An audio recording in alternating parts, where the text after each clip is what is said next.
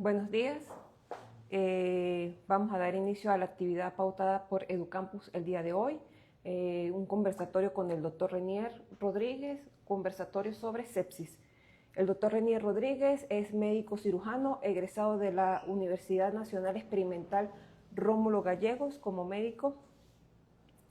Es internista egresado de la Universidad de los Andes, infectólogo Hospital Central de Maracay, profesor adscrito a la Cátedra de Microbiología, Universidad de los Andes, Facultad de Medicina, profesor de posgrados clínicos y quirúrgicos del IH-ULA, jefe del Servicio de Microbiología del IH-ULA y jefe de la consulta de infectología del Hospital Universitario de los Andes. Por consiguiente, vamos a dar inicio a este conversatorio. Adelante, doctor Renier. Gracias. Gracias. Ok, muy buenos días. Para iniciar, bueno, como decía la doctora, vamos a hablar hoy acerca de sepsis, acerca de los códigos que tenemos para la sepsis, realmente qué debemos hacer, qué no debemos hacer y hasta qué punto debemos llegar con un paciente séptico. Y desde un punto de vista traspolando todo hacia nuestra realidad o donde nosotros trabajamos, ¿sí? Porque la mayoría de los guías o la mayoría de los artículos que podamos revisar en la web nos hablan es acerca de estos códigos con insumos o con mucha tecnología, lo que ellos pueden tener que nosotros en realidad muy pocas veces tenemos. Pero pues podemos hacerlo de forma clínica. Sin embargo, vamos a detallar cada uno de estos procesos. Entonces, para iniciar, sabemos que dentro de las estadísticas y la carga de la enfermedad, es decir, como la carga de la sepsis, sobre todo en Venezuela, no tenemos, digamos, datos fehacientes por completo a nivel epidemiológico, pero lo que se puede estimar aproximadamente que la mortalidad en UCI va aproximadamente entre un 30 y un 55% en nuestro país y que el impacto clínico sobre este indicador nos dice que es superior al promedio global de aproximadamente el 25%. ¿Qué tanto es la mortalidad en un paciente que entra en shock séptico? Un aproximadamente un 60%. Y esto va en relación pues con la falla en la reanimación hídrica y en lo que es la parte de los vasopresores. Tenemos una gran falla que es en el acceso de cultivos, que es aproximadamente menos del 25% de los casos de los pacientes que acuden a las áreas de la emergencia de muchos centros de salud, pues pocos de ellos se les tiende a realizar cultivos para determinar cuál es el germen que está causando esta entidad. Obviamente, como impacto clínico nos va a dar un elevado riesgo de resistencia bacteriana. Además de eso, pues no está de más decir que hay falla obviamente de insumos en un 70 o un 90%, y pues obviamente esto nos dificulta para poder seguir las directrices que nos dice la guía de campaña sobreviviendo a la sepsis de la última actualización que tuvimos. Entonces, en base a esto hay una cronología histórica o de definiciones de sepsis y no sé si se han dado cuenta, pero ahí las actualizaciones que salen pues no salen tan frecuentemente como en otras entidades patológicas o en otros procesos infecciosos, sino que es cada cierto tiempo, aproximadamente cada 4 o 6 años que sale una nueva actualización de la guía de campaña sobreviviendo a la sepsis. Fíjense que según Sepsis 1, en 1991 se hablaba sobre todo de una inflamación sistémica y se tenían en cuenta los criterios del CIRS. Esos criterios del CIRS tenían en cuenta frecuencia cardíaca, frecuencia respiratoria, temperatura y la leucocitosis que podría presentar el paciente. Sin embargo, esto ya está, digamos, en desuso y pues ya no lo usamos porque tiende a confundirse con otras patologías o con otros procesos inflamatorios que nos puedan asemejar a que probablemente el paciente tenga sepsis. Fíjense que para Sepsis 2 en el 2001 y la campaña de sobreviviendo a la sepsis hace una protocolización del tratamiento y hace un paquete o una caja para tener digamos una respuesta inmediata pero en 3 horas, teniendo en cuenta el lactato, teniendo en cuenta hemocultivos, los antibióticos y obviamente la reanimación hídrica a través de cristaloides. Y hasta el 2015, desde el 2001 hasta el 2015 y hasta el 2024, idearon lo que fue Sepsis 1 con la campaña de Sobreviviendo a la Sepsis nuevamente, con una normativa de calidad donde documentaban o, según los estudios que habían hecho previos a publicar esta guía, nos mencionaban que tenía que ser tiempo cero, es decir, inmediatamente con el paciente. De una vez tenía que documentarse la sepsis, tenía que clasificarse si era una sepsis grave o no, y inmediatamente se tenía que hidratar al paciente, se tenía que colocar antibiótico y hacer una cierta cantidad de parámetros o de puntos con el paciente para poder llegar a un diagnóstico y a un tratamiento adecuado. Y no fue sino hasta el 2016 donde hay un concepto o donde hay una definición que es sepsis 3, que nos habla de una disfunción orgánica. Esa disfunción orgánica nos habla acerca de la escala SOFA, que ahí obviamente es a través de un puntaje, como sabemos, y ese puntaje nos dice que si tiene dos puntos o más de 2 puntos en el SOFA, nos está hablando de que el paciente ya tiene una sepsis establecida, es decir, que no es que probablemente la tenga, sino que está ya establecida y hay que actuar inmediatamente. Anterior a esto se hablaba también del QI-SOFA, que según la última actualización nos menciona que no se debe usar solo, debe ir acompañado de las otras escalas que vamos a hablar más adelante. Y en la actualidad hay muchísima controversia referente a lo que se debe o no se debe hacer con el paciente séptico, porque por lo menos la guías o la Sociedad Americana de Infectología no está muy de acuerdo con lo que fue la última actualización de la campaña de Sobreviviendo a la Sepsis, debido a que pues, hay mucho debate sobre lo que es la rigidez en el tiempo y el juicio clínico del médico que esté en urgencia para poder atender a este paciente. Entonces, realmente la sepsis no es solamente por bacterias, ¿ok? Podemos tener sepsis también por virus, podemos tener también sepsis por hongos y también podemos tener sepsis hasta por parásitos. Aunque el porcentaje es muy bajo, siempre hay que pensarlo, siempre hay que tenerlo en cuenta. Pero fíjense que acá tenemos que las bacterias gram positivas, que son una de las que más nos pueden generar sepsis, tenemos específicamente el Staphylococcus aureus y el Streptococcus pneumoniae. Y dentro de las gram negativas, obviamente la E. coli, Klebsiella y Pseudomonas. Sin embargo, todo esto hay que traspolarlo a la localidad o la epidemiología local donde nosotros estemos trabajando. ¿Okay? Entonces, ¿cómo hacemos el reconocimiento temprano del paciente que tiene sepsis? Tenemos varias escalas. Y no sé si se han dado cuenta, pero en las últimas actualizaciones nos hablan del QI-SOFA, nos hablan del SIR, nos hablan del NIOS, nos hablan del MIOS. Nos hablan del SOFA y actualmente hay una nueva escala o una escala modificada que es el SOFA 2.0. Todo esto pues obviamente nos trae a nosotros como médicos a pensar y a decir cuál de todas estas escalas debo utilizar con el paciente cuando esté séptico. Entonces, fíjense algo. Hay artículos y metaanálisis que refieren que realmente hay que buscar es la sensibilidad y la especificidad o cuál es más sensible de todas estas escalas. Y entre estos dos artículos más recientes se dice que para poder atender al paciente con estas escalas, la más sensible viene siendo el SIR y el NIOS.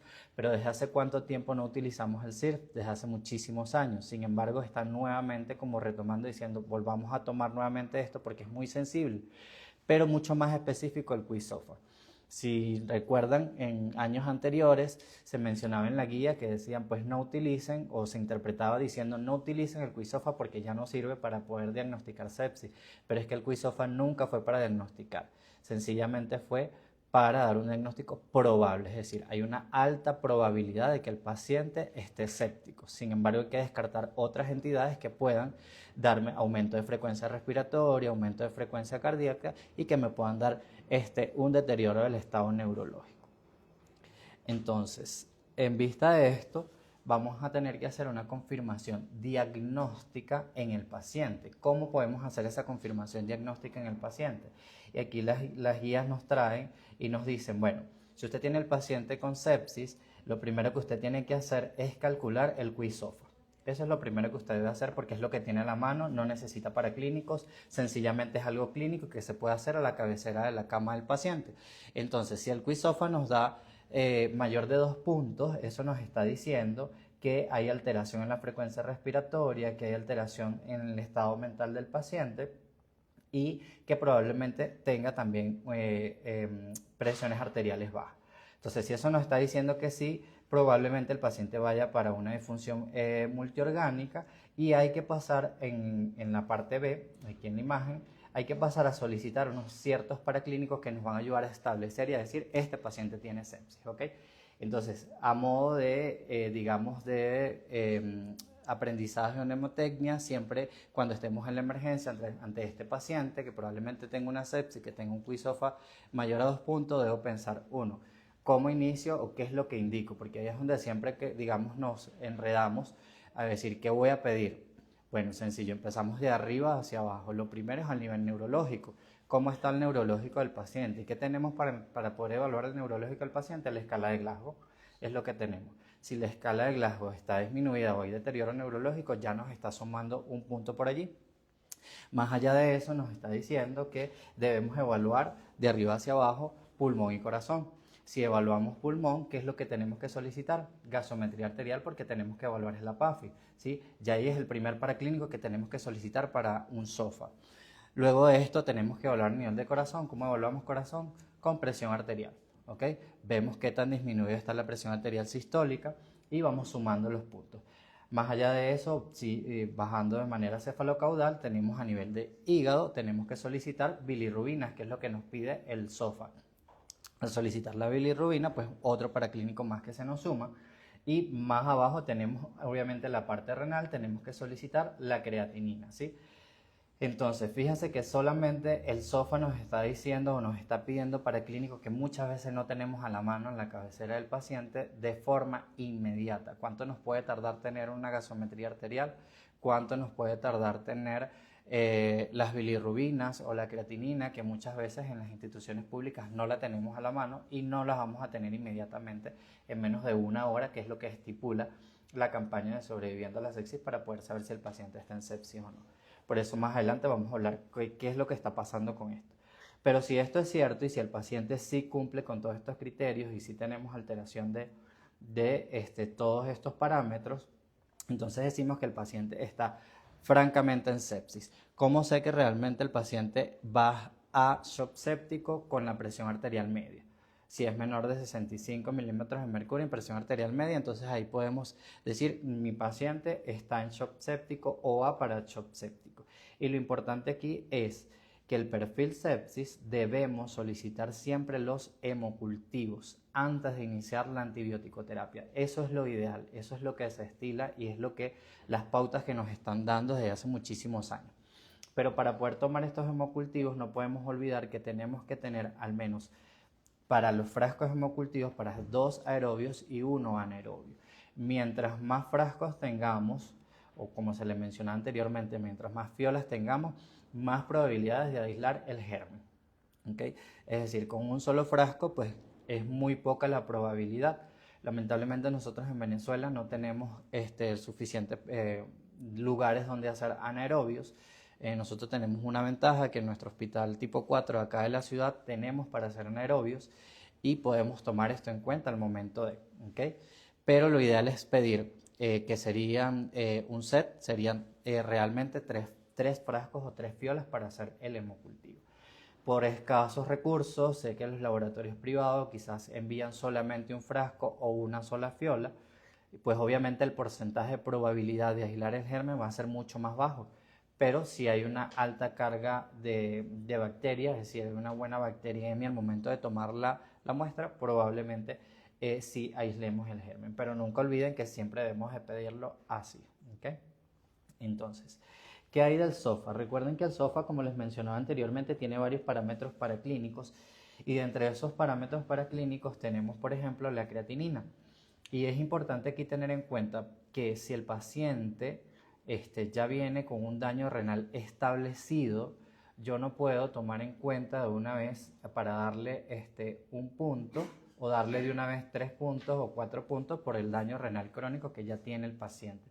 Yo tengo que ver qué tanto puede aumentar esa creatinina en el momento de forma aguda. Es decir, que el SOFA nos está diciendo a nosotros es que debemos tener en cuenta son los cambios agudos del paciente y no los cambios crónicos o con los que ya venía el paciente desde su casa o desde otras hospitalizaciones, sino que es el cambio agudo del paciente en el momento, ¿ok?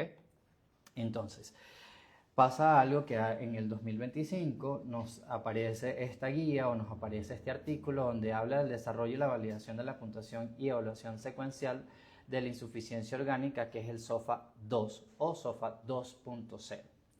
Y aquí digamos que muchos entran en controversia y dicen, bueno, pero ajá, ¿qué es lo nuevo? ¿Cuál es la modificación entre el SOFA y el SOFA 2.0? Resulta que hay características de ambas. Por ejemplo, en el puntaje cardiovascular, basado en el SOFA clásico, nos dice que hay dosis, pues obviamente de dopamina y dobutamina, que son fármacos que, digamos, están en desuso para donde hicieron estos artículos, estos estudios, pero en el SOFA 2.0 nos dice que debemos basarnos en las dosis de noradrenalina específicamente. El puntaje respiratorio, anteriormente con el SOFA utilizábamos gasometría arterial, como les comenté anteriormente, y si no teníamos gasometría arterial, entonces no podíamos darle el puntaje al paciente a través del SOFA. Actualmente con el SOFA 2.0 nos dice que podemos utilizar la SAFI, es decir, sencillamente podemos tomar la saturación del paciente, que lo tenemos. Quien actualmente después de la pandemia no tiene un saturómetro a su disposición. Casi todos los médicos o todo el personal de salud tiene un saturómetro a su disposición y podemos tener la SAFI inmediatamente. En el puntaje a nivel renal, pues obviamente en el SOFA clásico basado en creatinina y en gasto urinario, en el SOFA 2.0 un ajuste según la tasa de filtración glomerular basada pues obviamente en lo del paciente. Y el uso clínico, bueno, fíjense que en el SOFA clásico el diagnóstico de sepsis y el pronóstico se hacía de forma, digamos, tardía por todas las limitantes al momento de tener los exámenes.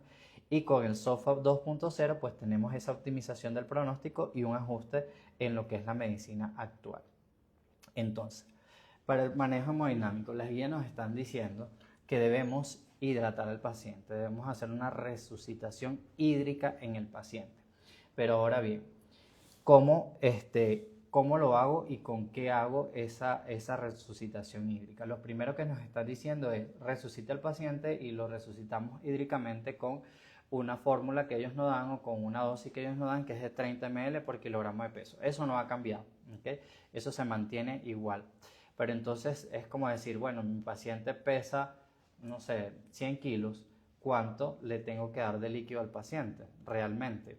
Está el gran dilema. Voy a, como decimos nosotros acá en Venezuela, voy a encharcar al paciente, lo voy a dematizar, porque le voy a pasar tanto líquido. Si es un paciente renal, ¿qué debo hacer? Además de eso nos está diciendo, optimice la hidratación, o sea, optimice lo que usted va a hacer. Tiene que optimizar de alguna forma. Además de eso, después de optimizar, es decir, no pasar tanto líquido, hay que estabilizar al paciente y luego de estabilizarlo por completo, en el punto 4 nos está diciendo, tiene que hacer una evacuación. Es decir, no puede quedar permanentemente el paciente con la hidratación a alto flujo, a chorro, porque ¿qué nos va a suceder? El paciente se nos va a edematizar y puede hacer complicaciones, edema agudo de pulmón y muchas otras, como ven en esta parte de la lámina. Es decir, si yo hidrato al paciente, obviamente voy a tener una buena resucitación de fluidos, pero esto me puede generar un edema intestinal, me puede generar oliguria, me puede generar mucho más problemas de los que ya el paciente tiene al momento de estar con la sepsis. Y fíjense que en la gráfica de abajo nos está diciendo que si nosotros indicamos la cantidad de solución, o de cristaloides, vamos aumentando. Fíjense que ya para 6 nos está diciendo que la mortalidad aumenta en el paciente, ¿ok? Es decir, hay que tener cuidado con el litraje o la cantidad que calculamos al momento de... Y siempre, como se dice, pues obviamente hay que, aparte de individualizar al paciente, porque siempre hay que individualizarlo, hay que tener en cuenta que tengo que estar monitorizando al paciente. Si me dio para pasarle 3 litros de cristaloides o de la solución que voy a utilizar, cada media hora o cada hora yo tengo que estar monitorizando al paciente. Es decir, es una enzimoterapia encima del paciente para poder saber hasta qué punto puedo llegar o hasta dónde puedo frenar esa hidratación. Fíjense que nos están hablando o nos están diciendo acá, según este artículo o esta revisión, que realmente esto nos dice es que debemos utilizar son cristaloides, ¿ok? Es lo que debemos utilizar en sepsis. Y esto basado en estos gráficos o estas tablas que nos están diciendo que la mortalidad en estos pacientes al utilizar cristaloides disminuyó muchísimo. ¿Okay? Es decir, es lo que nosotros debemos utilizar en adelante o en el momento que lo tengamos, digamos, disponible. Entonces, ¿qué más nos está diciendo este artículo? Nos está diciendo que utilizar los cristaloides tenemos menos lesión renal aguda en el paciente. Es decir, estamos protegiendo su riñón y además de eso, que no lo menciona el artículo, no lo mencionan algunas guías, pero hay que tenerlo en consideración y pues por lógica, digamos, clínica, podemos inferir que no solamente disminuye la lesión renal aguda, sino que nos disminuye la incidencia de una acidosis metabólica al utilizar, pues, obviamente los cristaloides. Entonces, la enzimoterapia en el paciente.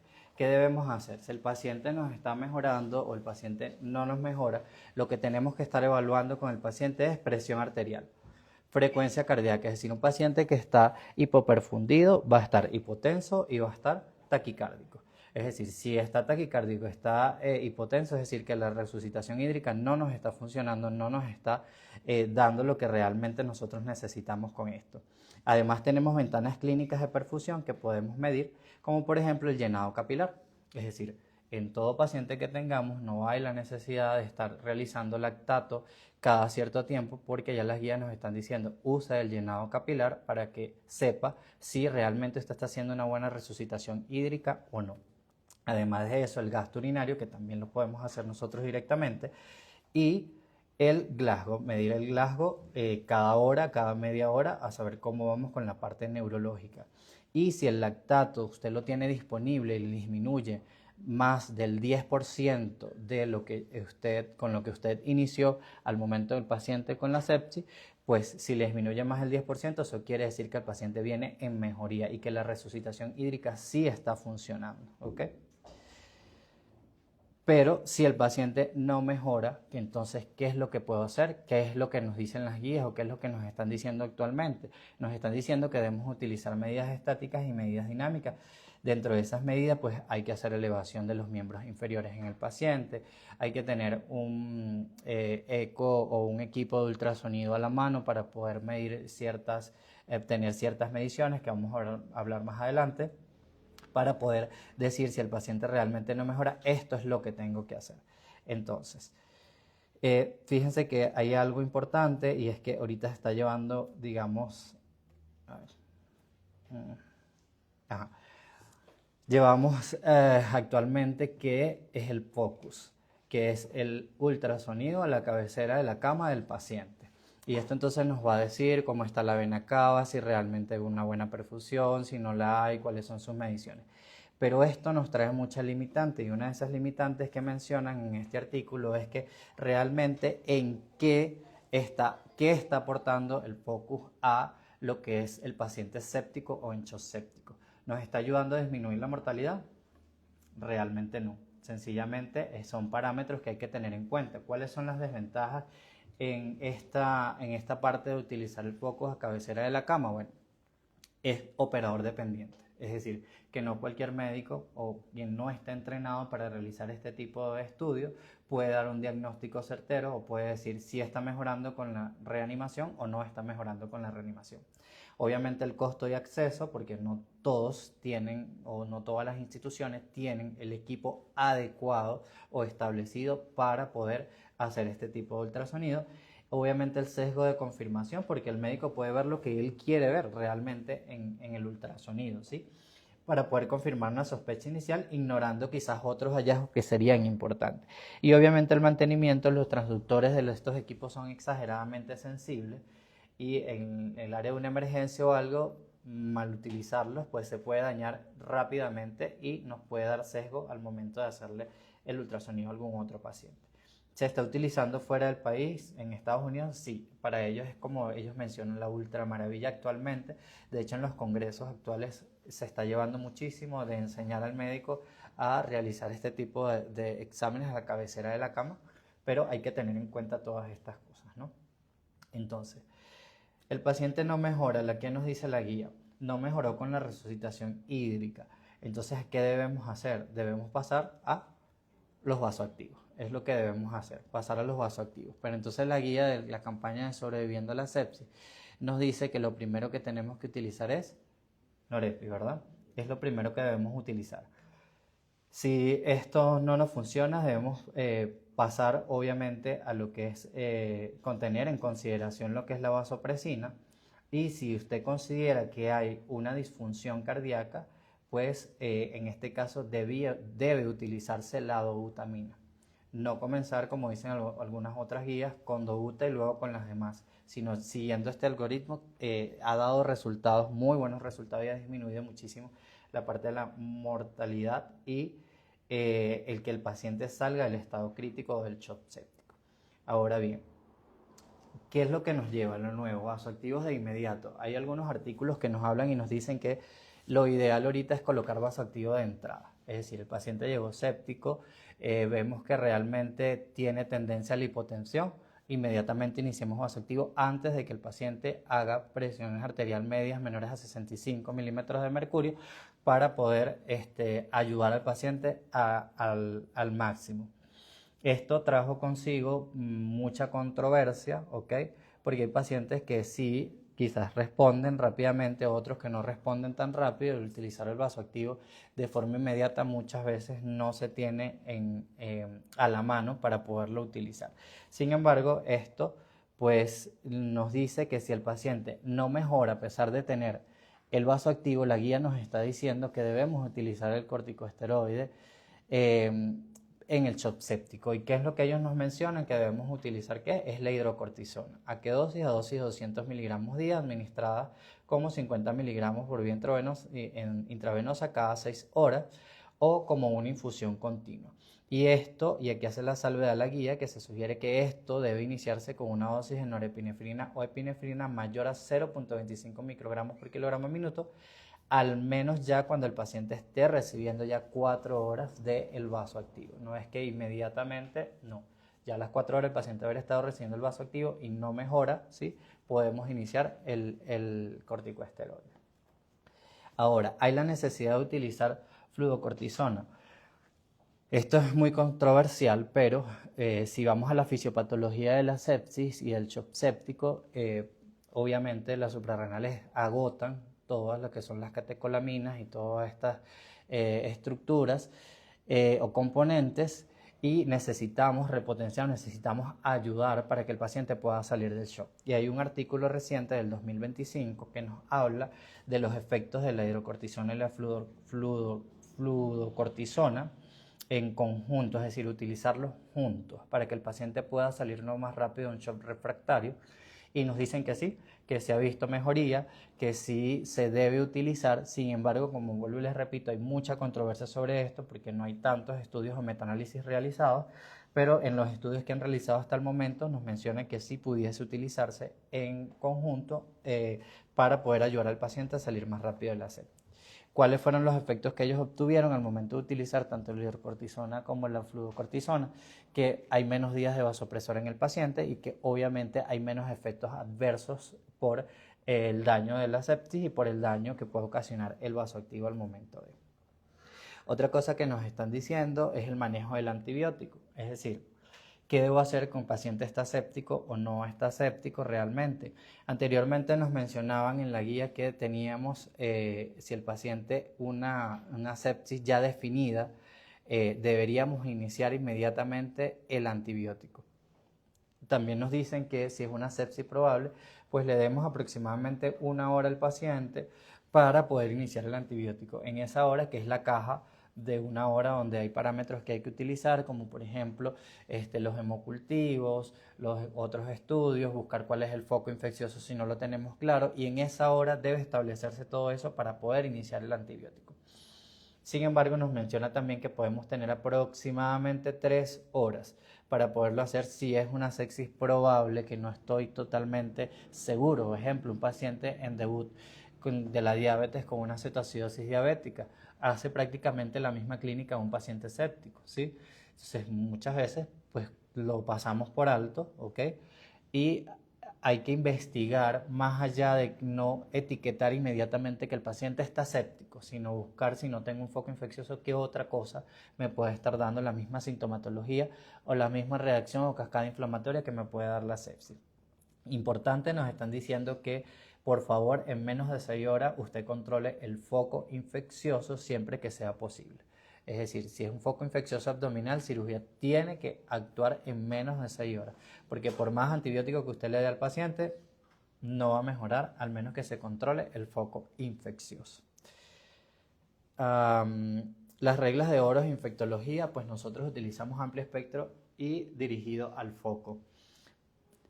Al utilizar amplio espectro, aquí sí hay que tener cuidado porque no siempre es, bueno, el paciente llegó y de una vez vamos a ponerle meropenem, vancomicina y caspofungina porque es lo que debemos hacer. No, hay que individualizar al paciente y siempre tener en cuenta cuál es el foco probable, que ya lo vamos a ver más adelante.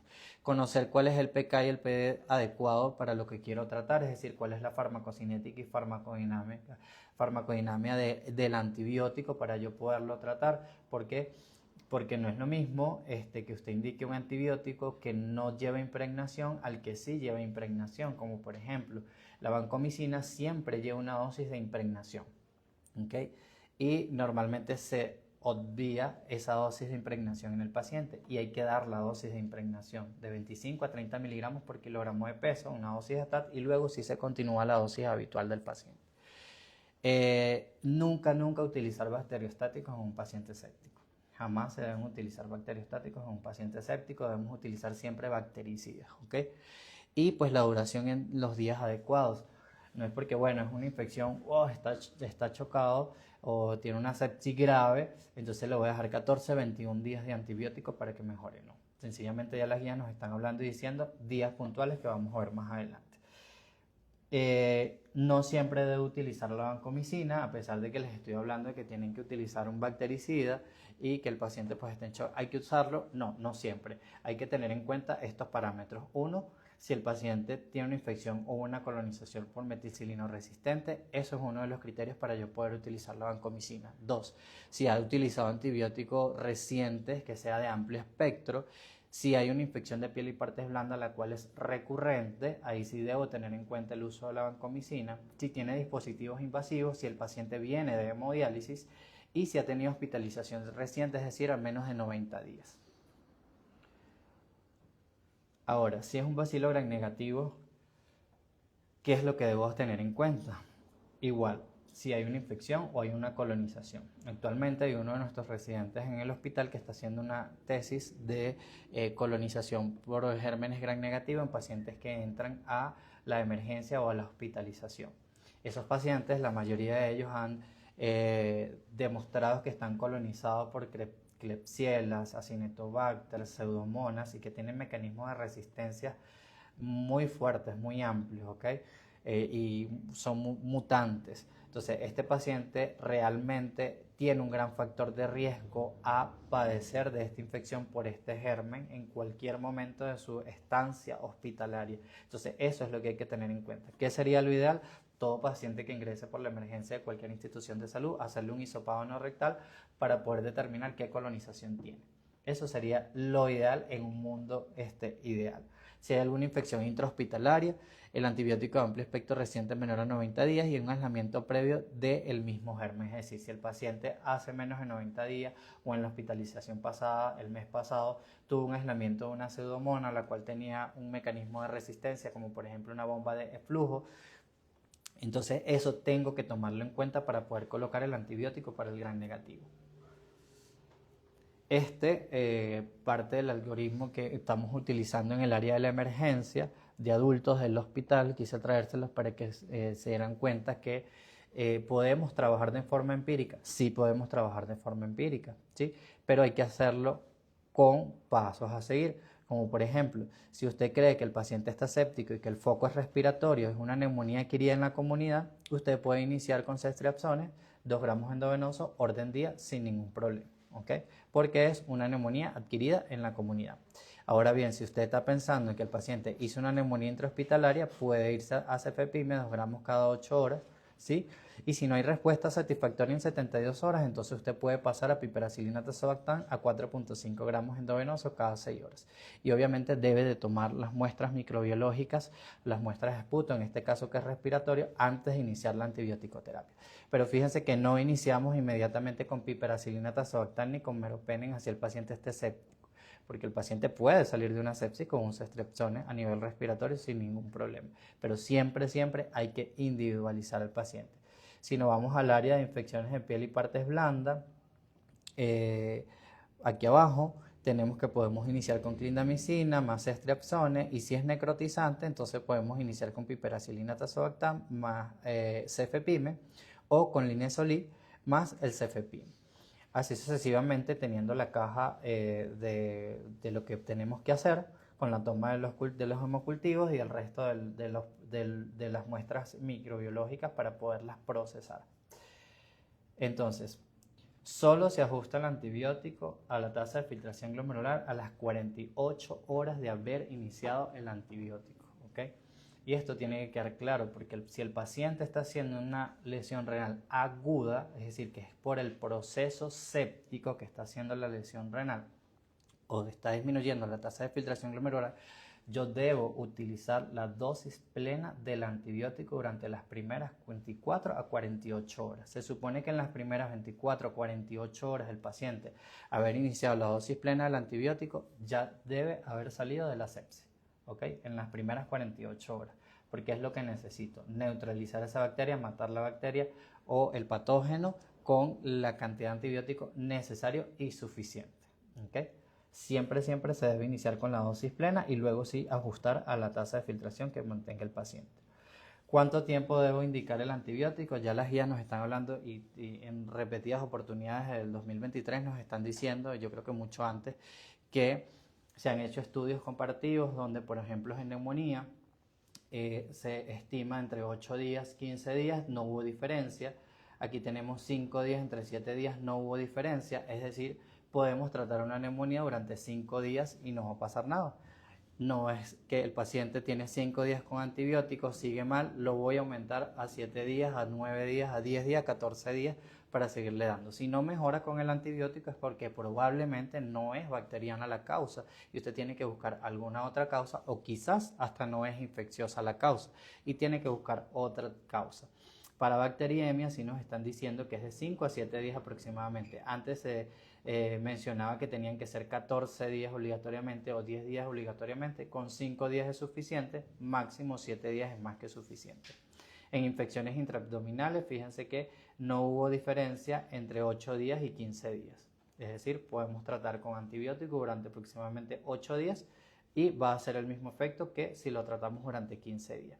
Y en infecciones del tracto urinario, que anteriormente mencionaban que podían ser hasta 10 días, actualmente se estila que puede ser solamente 5 días y el paciente mejora totalmente.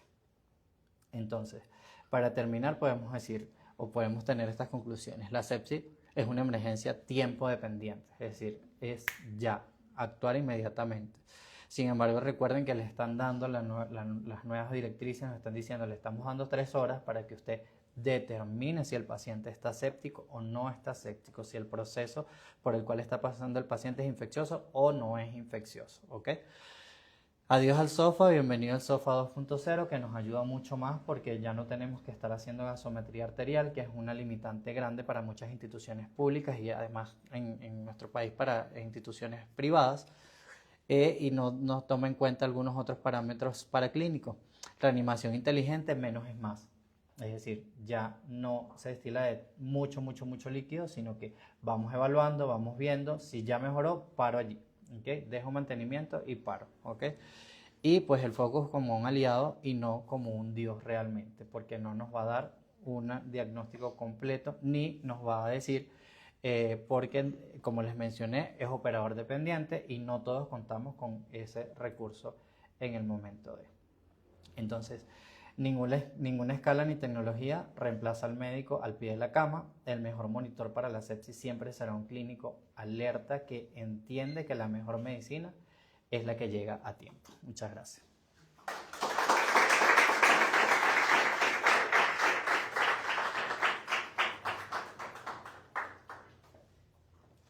¿Alguna pregunta de los que estamos aquí presentes?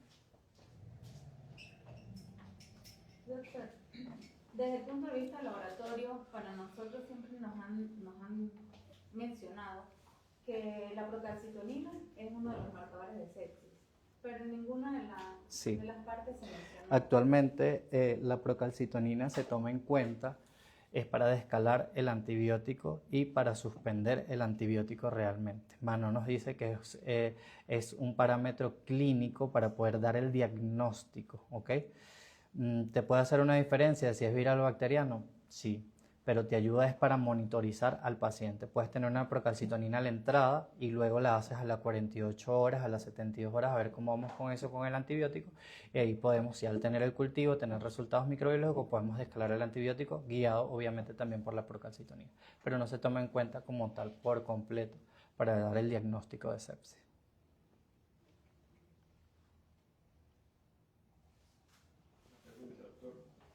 Había leído estos últimos días que nombraban la limitación de la hidratación, como bien lo mencionó usted, pero que tomaban de referencia el llenado capilar. ¿Hasta qué cantidad de líquido se podría uno determinar o manejar con un buen llenado capilar y saber cuánto de más hay que colocar o cuánto menos? Claro, fíjate algo. Cuando ellos hablan de llenado capilar, te están diciendo que lleves todo al lugar donde tú trabajas. Es decir, si no tienes recursos. Lo ideal es que tú realmente hagas una gasometría arterial y te guíes por el lactato o hagas lactato sérico, ¿sí? Y te guíes por eso. Fíjate que en una de las láminas dije, si hay una disminución menor del 10% después que tú estás reanimando al paciente con la hidratación, quiere decir que el paciente viene mucho mejor, ¿ok? Ahora, no tienes ese recurso, no tienes cómo hacer gasometría, no tienes cómo hacer el lactato, pues te están diciendo, usa el llenado capilar. Si hay una mejor perfusión, obviamente el llenado capilar te va a mejorar, pero es algo muy subjetivo, ¿sí? No es que realmente, bueno, ya es mayor a 3, ya le quito la hidratación. No, es algo muy subjetivo, es algo que te está dando como la pauta de decir, te puedo ayudar con esto clínicamente, pero no olvides que hay paraclínicos que te van a determinar objetivamente qué es lo que está pasando dentro del organismo. En cuanto a los antibióticos, cuando se ponen, bueno, había escuchado que se prefería a veces en infusión, que digamos, pues tenía mejor recuperación o efectividad.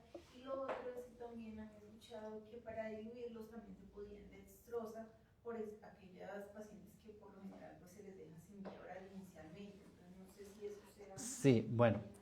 Para la infusión de los antibióticos siempre hay que tenerlo en cuenta, sobre todo para los betalactámicos, que es lo que más utilizamos, sobre todo en sepsis. Esa infusión continua nos va a permitir mantener esa concentración máxima dentro del organismo del antibiótico, ¿ok? Es decir, no es lo mismo que tú pases, por ejemplo, el meropenem, que es 1 gramo, que realmente el meropenem, según las últimas guías, menciona que debe ser, si el paciente está séptico o está críticamente enfermo, deben ser 2 gramos. No es 1 gramo, ¿ok? Son 2 gramos cada 8 horas, pero debe ir en infusión continua durante 3 horas o hasta 4 horas, ¿ok?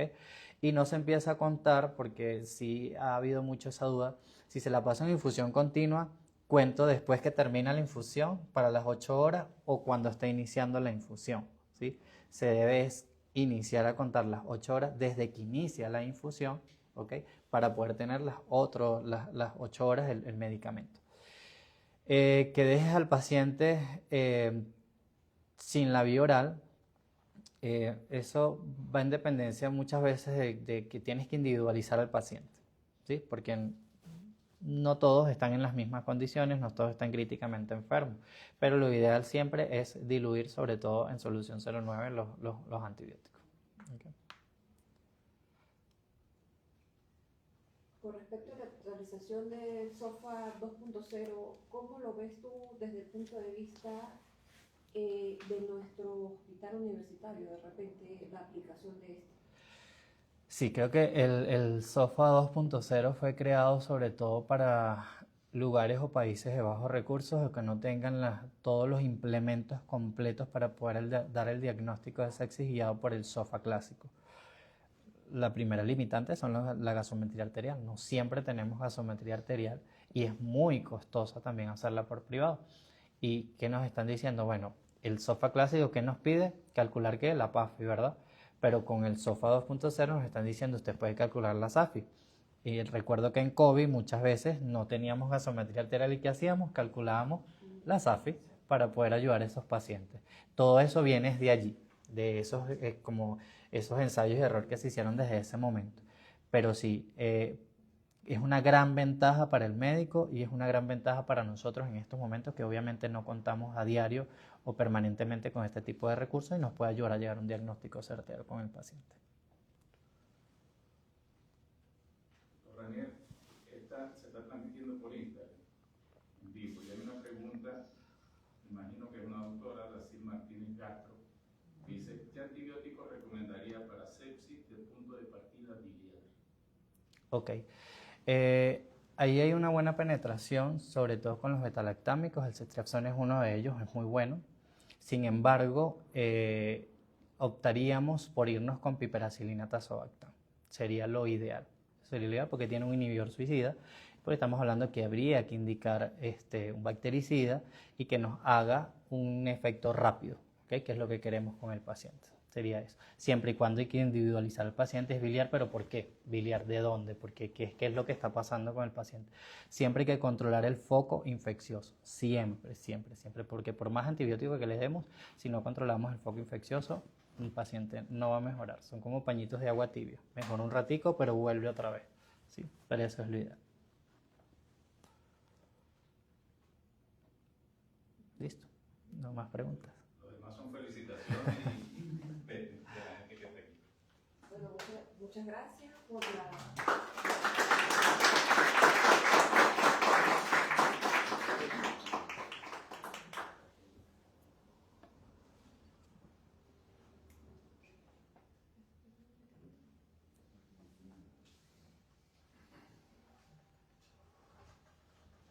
Gracias, doctor Ranier, por el conversatorio de hoy y a los presentes que estuvieron aquí. Y bueno, Educampo y Hospital Clínico del Valle que permitió la transmisión en vivo de este tema. Así es. Muchas gracias.